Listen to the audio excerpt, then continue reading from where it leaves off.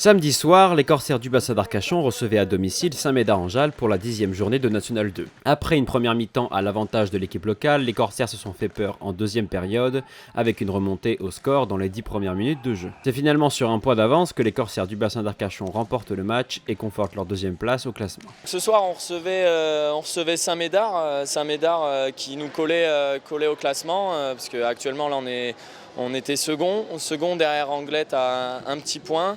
Et donc derrière, on avait, comme je disais, Saint-Médard qui nous collait. Donc c'était assez important pour ce match à domicile là, de réussir à engranger 3 points supplémentaires pour justement essayer de créer un peu d'écart avec ses concurrents directs. Donc on savait que ça allait être un match qui allait être super intense, super engagé, comme d'habitude contre cette équipe.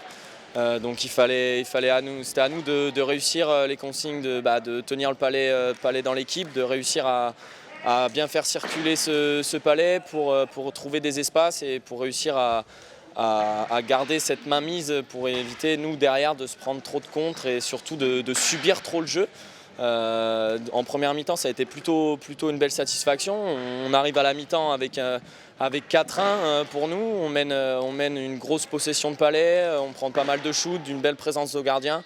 C'était plutôt une vraie bonne mi-temps. Et malheureusement, comme très souvent chez nous, on rentame très mal la seconde, on reste dans le vestiaire. Eux, ils appuient, ils mettent beaucoup plus de pression, ils viennent nous chercher beaucoup plus haut.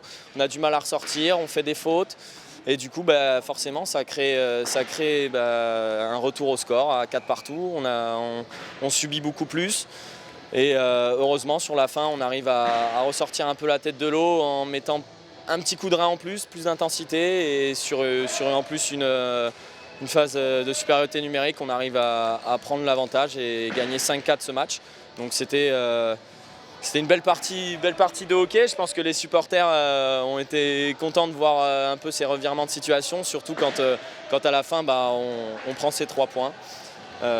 Donc ça promet de belles choses pour la suite. Il faut forcément travailler encore plus pour ce qui nous attend. On a des grosses rencontres qui vont arriver.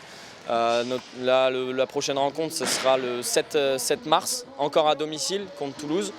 Il faut travailler encore pour réussir à engendrer plus de confiance, plus de phases de possession encore et encore pour réussir à maîtriser des matchs du début à la fin.